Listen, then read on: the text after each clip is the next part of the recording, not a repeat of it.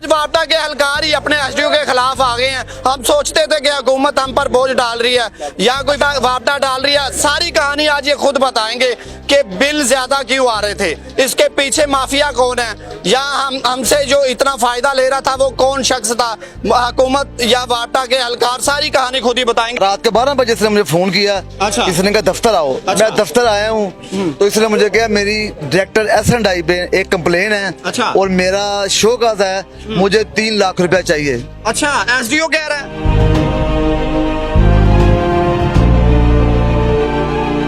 15 दिन का टाइम है, आप दो, आपके लिए मसला बन जाएगा, मुश्किल पैदा आएगी। अच्छा।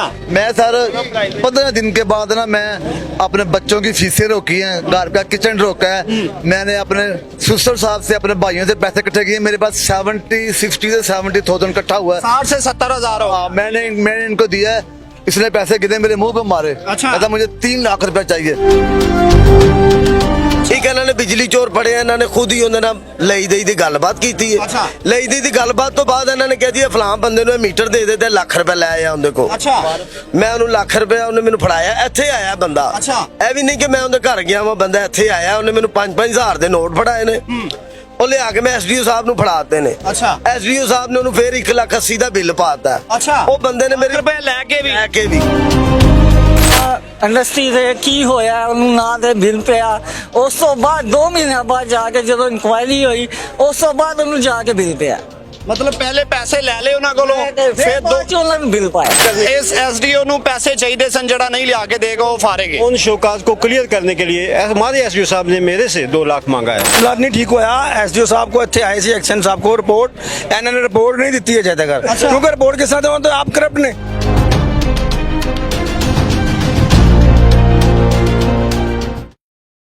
ਕੀ ਹਾਲ ਨੇ ਸਰ ਜੀ ਤੁਹਾਡੇ?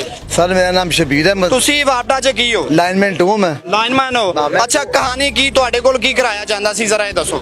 सर मैं कोर्ट में ड्यूटी करता हूँ, कोर्ट क्लर्क हूँ। ठीक है। तो मेरा लाइनमैन एज ए नहीं कंसर्न है, मेरा कोर्ट की ड्यूटी है।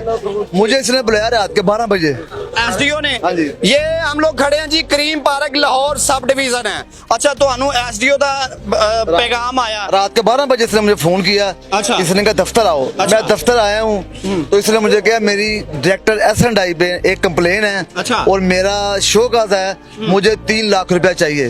अच्छा, एसडीओ कह रहा है। नाम क्या है एसडीओ? हबीब अहमद साहब। इसने कहा आपको कि आप मुझे 3 लाख इमरजेंसी चाहिए ही चाहिए। मुझे इकट्ठा करके दो। अच्छा। मैंने कहा सर मैं मीटर रीडर नहीं हूँ, मैं कोई चोरों को नहीं पकड़ता, आप ही आपके बंदे पकड़ते हैं चोरी, आप करते हैं, आप मैं कैसे दूं? अच्छा। कहता है अगर 15 दिन का टाइम है, आप दो, आपके लिए मसला बन जाएगा, मुश्किल पैदा आएगी। अच्छा। मैं सर 15 दिन के बाद ना मैं अपने बच्चों की फीसें रोकी हैं, घर का किचन रोका है, मैंने अपने सिस्टर साहब से, अपने भाइयों से पैसे इकट्ठे किए। मेरे पास 60 से 70,000 इकट्ठा हुआ है। 60 से 70,000 हो। मैंने इनको दिया है, इसने पैसे गिने मेरे मुंह पे मारे। अच्छा। कहता मुझे 3 लाख रुपया चाहिए।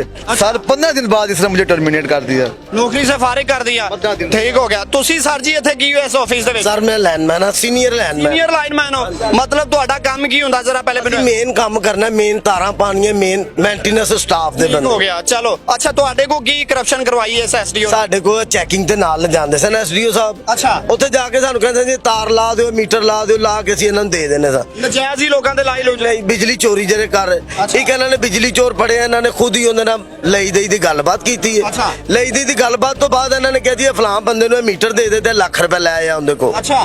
ਮੈਂ ਉਹਨੂੰ ਲੱਖ ਰੁਪਏ ਉਹਨੇ ਮੈਨੂੰ ਫੜਾਇਆ। ਇੱਥੇ ਆਇਆ ਬੰਦਾ। ਅੱਛਾ। ਇਹ ਵੀ ਨਹੀਂ ਕਿ ਮੈਂ ਉਹਦੇ ਘਰ ਗਿਆ ਵਾਂ, ਬੰਦਾ ਇੱਥੇ ਆਇਆ, ਉਹਨੇ ਮੈਨੂੰ 5-5 ਹਜ਼ਾਰ ਦੇ ਨੋਟ ਫੜਾਏ ਨੇ। ਉਹ ਲਿਆ ਕੇ ਮੈਂ ਐਸਡੀਓ ਸਾਹਿਬ ਨੂੰ ਫੜਾਤੇ ਨੇ। ਅੱਛਾ। ਐਸਡੀਓ ਸਾਹਿਬ ਨੇ ਉਹਨੂੰ ਫੇਰ 1,80,000 ਦਾ ਬਿੱਲ ਪਾਤਾ। ਅੱਛਾ। ਉਹ ਬੰਦੇ ਨੇ ਮੇਰੇ ਰੁਪਏ ਲੈ ਕੇ ਵੀ। ਅੱਛਾ। ਉਸ ਤੋਂ ਬਾਅਦ ਉਹ ਬੰਦੇ ਨੇ ਮੇਰੀ ਜਾਨ ਨੋਚਣੀ ਸ਼ੁਰੂ ਕਰਤੀ ਹੈ, ਮੈਨੂੰ ਪੈਸੇ ਦੇ। ਮੈਂ ਕਿਹਾ ਤੂੰ ਦਿੱਤੇ ਤੇ ਸਾਹਿਬ ਨੂੰ, ਸਾਹਿਬ ਨਾਲ ਤੇਰੀ ਸਾਰੀ ਗੱਲਬਾਤ। ਸਾਹਿਬ ਨੇ ਜੀ ਕਿਹਾ, ਮੈਂ ਉਹਨਾਂ ਨੂੰ ਆ ਕੇ ਕਿਹਾ, ਮੈਂ ਐਕਸੀਅਨ ਸਾਹਿਬ ਨੂੰ ਵੀ ਕਿਹਾ ਕਿ ਜਨਾਬ ਇਹ ਮੇਰੇ ਗਲੋਂ ਲੁਹਾਇਆ ਜਾਏ। ਮੇਰੇ ਉਹਨੇ ਕੋਲ ਮੈਨੂੰ ਟਰਮੀਨੇਟ ਲੈਟਰ ਫੜਾਤਾ। ਤੁਹਾਨੂੰ ਵੀ ਨੌਕਰੀਆਂ ਫਰਕ ਕਰਦਾ। ਸਰ ਜੀ ਤੁਸੀਂ ਜ਼ਰਾ ਇੱਧਰ ਆਓ। ਤੁਸੀਂ ਇਸ ਦਫ਼ਤਰ ਦੇ ਵਿੱਚ ਕੀ ਕੰਮ ਕਰਦੇ ਹੋ? ਮੈਂ मीटर रीडर। मीटर रीडर हो। असल कहानी अब पता चलेगी और सारी कहानी अब बाहर आएगी। ਤੁਸੀਂ ਕਿਸ ਤਰ੍ਹਾਂ ਮੀਟਰ ਆਪਣਾ ਮੀਟਰਾਂ ਨੂੰ ਅੱਗੇ ਪਿੱਛੇ ਕਰਨਾ ਜਾਂ ਬਿੱਲ ਜ਼ਿਆਦਾ ਕਰਨਾ ਔਰ ਕਿਹਦੇ ਕਹਿਣ ਤੇ ਸਾਰਾ ਕੁਝ ਕਰਦੇ ਹੋ? ਮੈਂ ਸਰ ਇੰਡਸਟਰੀ ਦਾ ਇੱਕ ਨੰਬਰ ਫੜਿਆ ਸੀ ਜਿੱਥੇ ਡਾਇਰੈਕਟ ਸਪਲਾਈ ਚੱਲਦੀ ਪਈ ਸੀ। ਅੱਛਾ।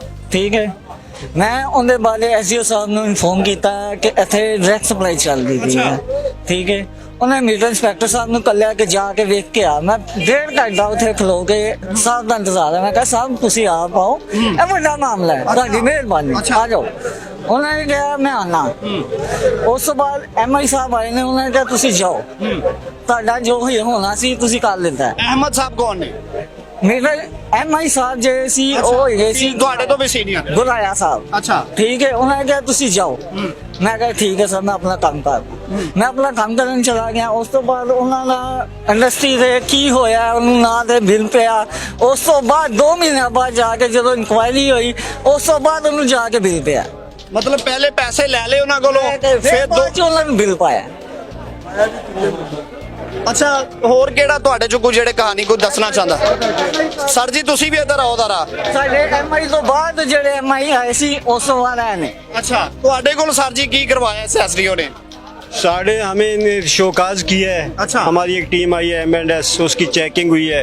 उसकी बेस पे SDO साहब ने शोकाज किया है। शोकाज जिसकी बेस पे हमें रिमूव फ्रॉम सर्विस कर दिया है। 3 बंदे हमारे कर दिए हैं। तो उन शोकाज की क्लियर करने, ਇਸ SDO ਨੂੰ ਪੈਸੇ ਚਾਹੀਦੇ ਸਨ ਜਿਹੜਾ ਨਹੀਂ ਲਿਆ ਕੇ ਦੇਗਾ ਉਹ ਫਾਰੇਗੇ। उन शोकाज को क्लियर करने के लिए हमारे SDO साहब ने मेरे से 2 लाख मांगा है। हाँ, हमें बोला कि आप 2 लाख दे दो, क्लियर कर दूंगा। जो हम देने से कासिर हैं, नहीं दे सके और हमें सजाएं दे देगी। हाँ, 3 बंदों को होटल में। आसिफ साहब जरा आप आए। ये वही बंदा है जिसके एक मरला के घर को 3.5 लाख से भी ज्यादा आ गया था और ये रो रहा था और बता रहा था कि पाकिस्तान में मैं पैदा क्यों हो गया। यकीन करो तो असल कहानी तो ये है, यही बंदा है। आसिफ साहब तुसी वो मामला ठीक करा लें, यही दफ्तर है ਤੁਹਾਨੂੰ मामला नहीं ठीक होया। SDO साहब को ਇੱਥੇ ਆਏ ਸੀ एक्शन साहब को रिपोर्ट, ਇਹਨਾਂ ਨੇ रिपोर्ट नहीं ਦਿੱਤੀ है जय तक। क्योंकि रिपोर्ट के साथ हो तो आप करप्ट ने, रिपोर्ट के साथ देंगे। कहानी सारी मैंने बतानी थी कि लाहौर क्रीम पार्क का जो SDO है वो ऐसे कर रहा था, किसी को अपने एहलकार को कह रहा था कि यूनिट ज्यादा पर डाल दो, किसी को कह रहा था कि बिजली पकड़ो नहीं भी है बिल डाल दो ताकि लोग मेरे पास आए, मैं उनसे बड़ी डिमांडें करूं। ये कहानी थी और ऐसे ही इस मेरे भाई से भी 1 लाख रुपए मांगा जा रहा था और इस ये बेचारा नहीं दे पाया, रो रहा है अपने। अब तो एक और FIR देती है और FIR अभी इन्होंने देनी है, जो मुझे मालूम हुआ है कि इन्होंने पोर्टल पे चढ़ा दी हुई है, लेकिन अभी तक ना FIR आई है ना मुझे बिल डाला गया। शायद ये इंटरव्यू की वजह से नहीं किया गया मेरे साथ, शायद उसको ये खत्म करेंगे या नहीं करेंगे, ये आगे मामला अगले महीने में देखा जाएगा। चले, ये वापडा की कहानी थी।